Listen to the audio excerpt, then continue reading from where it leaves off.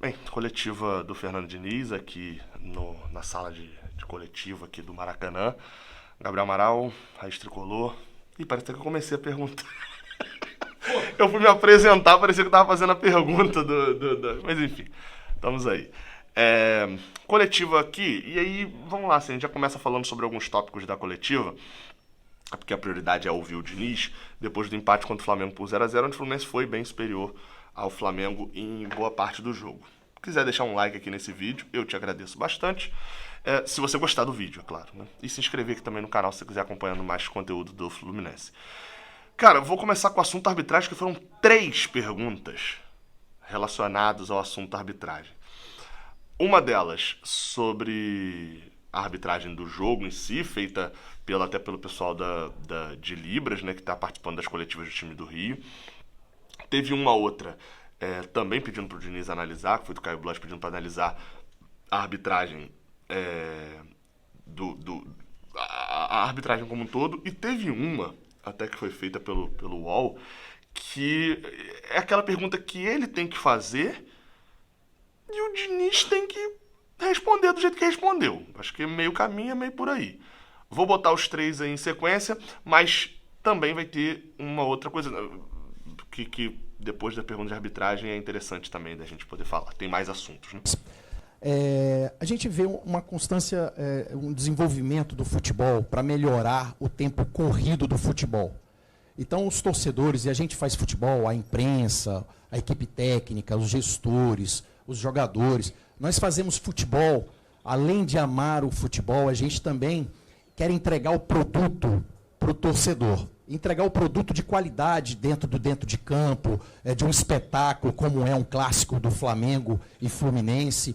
E, às vezes, a gente está enxergando, talvez paralelamente à CBF ou à FIFA, tentando descobrir o melhor jeito de apresentar o melhor produto para o torcedor, que paga um ingresso hoje, em média, aqui no Brasil, um ingresso alto, para a gente ver dentro de campo um jogo, às vezes, truncado, o jogo, às vezes, tão reclamado pela arbitragem, pelo VAR hoje, que aconteceu um gol anulado para cada lado. E aí o produto, o futebol, para o telespectador ou para o espectador que vem ao estádio, que paga uma média de R$ 200 para ver um bom futebol, às vezes fica prejudicado. Eu queria te perguntar, Diniz, o que fazer hoje, além dos acréscimos que a arbitragem dá, hoje no segundo tempo foram de 8 minutos, mas o jogo ainda continua truncado por reclamações de ambas as partes, pelos jogadores, e o jogo não flui. Você não acha que isso acaba sendo até um desrespeito para o torcedor que paga em média R$ 200 para ver um grande espetáculo? Bom, eu concordo com você em relação a isso. Acho que com o advento do VAR, eu sou a favor do VAR, mas aqui no Brasil, para mim ele ainda não é ele não tem uma participação positiva. Às vezes atrapalha mais do que ajuda. Tem lances que a arbitragem, no jogo de hoje, por exemplo, teve tudo lance que o árbitro estava perto. Então foi um erro de interpretação do árbitro. Aí o VAR chama, demora para tomar uma decisão.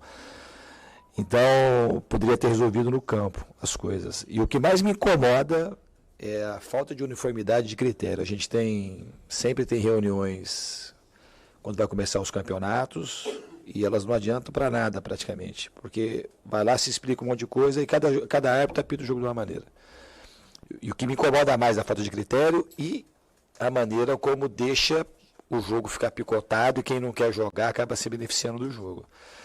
Dos meus cartões, pelo menos metade é por conta disso. Você não sabe, o jogo fica picotado, aí o cara não quer jogar, aí enrola, às vezes o jogo começa a enrolar desde o primeiro tempo e eu acho que o torcedor acaba sendo punido porque tem menos bola rolando. Então eu acho que a gente tinha que ter uma uniformidade de critério, porque o jogo que ele tivesse mais bola em jogo e os juízes fossem mais rigorosos para quem está fazendo cera, que eu acho que isso não tem acontecido. E a intervenção do VAR, quando o juiz está em cima do lance, o lance é interpretativo e depois o juiz vai para o VAR e ele fica demorando, tem que ficar com a decisão do campo.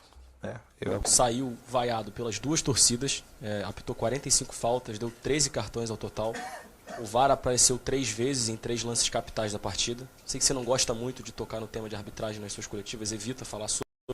Mas qual foi a sua avaliação da arbitragem de hoje? Você costuma bater sempre na tecla da falta de critério. Hoje o árbitro ele desagradou a todos, aparentemente. Então eu queria saber o que você viu da partida em relação ao que o árbitro influenciou. Obrigado. Da arbitragem, foi assim, uma coisa positiva que teve na arbitragem, que não teve ninguém expulso do Fluminense. Era um jogo para ter jogador expulso, pela maneira que a arbitragem conduziu, eu ter sido expulso. Daí eu estou de parabéns de não ter sido expulso. Então é isso que eu tenho para falar da arbitragem. Boa noite, Igor Siqueira do UOL. Uma curiosidade minha em relação aos seus posicionamentos como pessoa física, né? Você tem um canal agora aberto com a CBF por conta da sua questão na seleção. Como é que você pretende conduzir quando houver uma insatisfação pertinente em relação à arbitragem? Você vai usar esse canal com o Edinaldo para algum tipo de ponderação com ele, com o CNM? Como é que você vai conduzir as suas manifestações? A gente já teve uma amostra aí na primeira resposta, mas enfim, se pudesse explicar um pouquinho como é que você está pensando em encaixar essa questão dos posicionamentos em relação à arbitragem com isso. Não vai ter canal aberto absolutamente nenhum. Eu não sou treinador do Fluminense, da seleção, para ficar ponderando decisões da arbitragem. Vou continuar sendo... Aqui eu sou treinador do Fluminense, lá eu sou treinador da seleção. Não vou usar nada disso para ter interferência absolutamente nenhuma. Arbitragem para zero. Não tem essa história. Zero. Um desses assuntos, vocês sabem que normalmente eu coloco a minha pergunta sempre no início, né? Gosto de colocar porque se eu achei que era o assunto mais importante, né, para perguntar. Só que a questão é que hoje começou daqui, olha o telefone sem fio aí do Eduardo Barros, ó. Começou daqui e terminou lá. E eu normalmente fico lá. Então eu fui um dos últimos a perguntar. E a minha pergunta era sobre o Léo Fernandes. Então eu boto a pergunta aí, eu não vi quem fez exatamente, acho que foi o pessoal do GE ali, foi o Davi do GE. Então, sobre Léo Fernandes. Eu ia até encher mais a bola do Léo Fernandes até, que eu achei uma estreia sensacional. Mas aí fica a pergunta do Léo Fernandes, então. Mas a minha dúvida é principalmente se você considera colocá-lo normalmente como uma opção ao Ganso, ou de repente mais aberto, talvez, enfim. Queria saber um pouquinho mais sobre ele, como é que você enxerga ele no Fluminense. Não necessariamente, eu acho que o Léo, os poucos dias que a gente trabalhou junto, eu acho que ele vai ter um futuro brilhante aqui com a gente. Ele pode fazer mais de uma função, ele pode jogar aberto, pode jogar por dentro, pode jogar de segundo. Ele tem uma coisa assim que tem tudo a ver com aquilo que eu penso do jogo. Então ele vai ser um cara que vai ser muito importante aqui nessa temporada, enquanto ele puder estar aqui com a gente. É um jogador extremamente talentoso. Eu acho que foi só uma estreia e um grande começo. Para poder fechar, aí sim a minha pergunta, que foi a penúltima, né? E aí vale uma questãozinha aqui sobre isso. Como a minha pergunta era sobre o Léo Fernandes, depois era sobre o Cano. E o desfalque contra o Coritiba também foi perguntado, o Diniz foi raso assim na resposta, não prolongou muito não.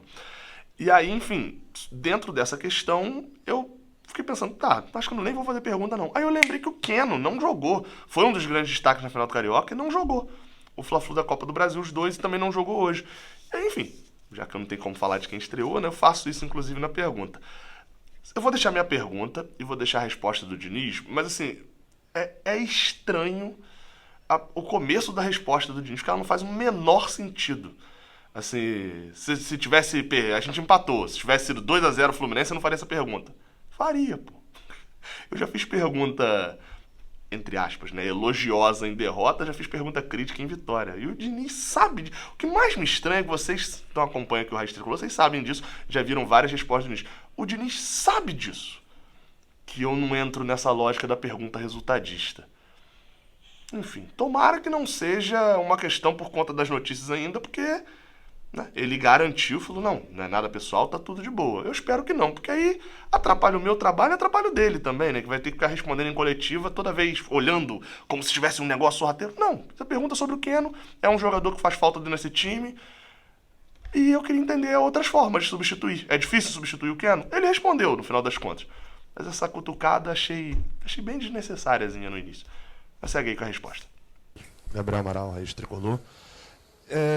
Eu ia perguntar sobre o Léo Fernandes, mas então vou aproveitar para perguntar sobre o Keno, né? Alguém que você ganhou hoje e alguém que você não teve hoje. Eu queria que você falasse, sem se ater a quem entrou, né, no caso hoje, foi o Lima ali dentro da lógica do time, mas que você falasse o tamanho desse desfalque, porque o Keno, para mim, foi um dos principais personagens no título carioca, naquele 4-1. É um jogador que joga bem no lado, consegue abrir defesas, consegue ser opção para sair, recompõe bem. E ele não estava nos 2 jogos da Copa do Brasil. O quanto não ter o Keno em alguns momentos, alguns dos que foram contratados, ou o Johnny, ou até o próprio Léo, você falou também pode jogar em várias posições, pode ser um substituto numa eventual perda do Keno. Porque me parece ser um jogador muito importante para o time e que toda vez que ele não está, é preciso sempre fazer uma adaptação porque ninguém consegue fazer exatamente o que ele faz. Então, Gabriel, essa pergunta aí, imagina se a gente tivesse vencido o jogo por 2-0, que poderia ter sido. Você imagina se você faria essa pergunta do Keno? Porque hoje, ele não, hoje especificamente, o Keno não foi um jogador que fez falta para esse jogo aqui. A gente se adaptou muito bem, é bom contar com ele, mas a gente se adaptou muito bem sem ele. Então, assim, hoje não tem... Como no jogo passado, contra o Inter, a gente jogou sem o Arias e sem o Ganso. Aí terminou de 2-0, ninguém falou assim, não é pergunta do Ganso e do Arias. Mas se tivesse empatado, talvez, mas a falta que fez o Ganso e o Arias. A gente faz algumas perguntas, eu acho muito em cima do resultado. O Keno, ele é um jogador diferente que a gente tem, né? Falando não por conta dos jogos do Flamengo e do jogo de hoje. Tem muito pouco, é muito difícil no Brasil hoje você achar jogadores que têm facilidade no duelo 1 contra 1. E o Keno tem essa facilidade. Então ele sempre, quase na maioria do tempo quando ele está jogando, é uma arma que a gente tem. E hoje ele no Fluminense ele entende mais o jogo que a gente joga e ele não fica só preso naquela jogada tradicional dele na ponta esquerda, ele vem jogar por dentro, ele consegue se projetar na área para fazer gol, para poder dar assistência e algumas vezes, inclusive, jogar em aproximação com o outro ponta, como foi no jogo passado. Que o Arias não jogou, você se lembra, a primeira chance que a gente teve no jogo contra o Inter foi uma jogada que ele fez aqui no lado direito e quase saiu o gol. Então hoje ele é um jogador muito mais completo. Taticamente, ele consegue contribuir muito na marcação, cada vez mais. Então é sempre bom contar com ele. Não especificamente por conta dos jogos que você falou, mas assim, é bom contar com o Keno, que ele é uma das armas que a gente tem, principalmente pela capacidade individual que ele tem nos duelos, que ele leva muita vantagem. É isso então. Valeu. Tem mais vídeo aqui ainda na segunda-feira. Tamo junto.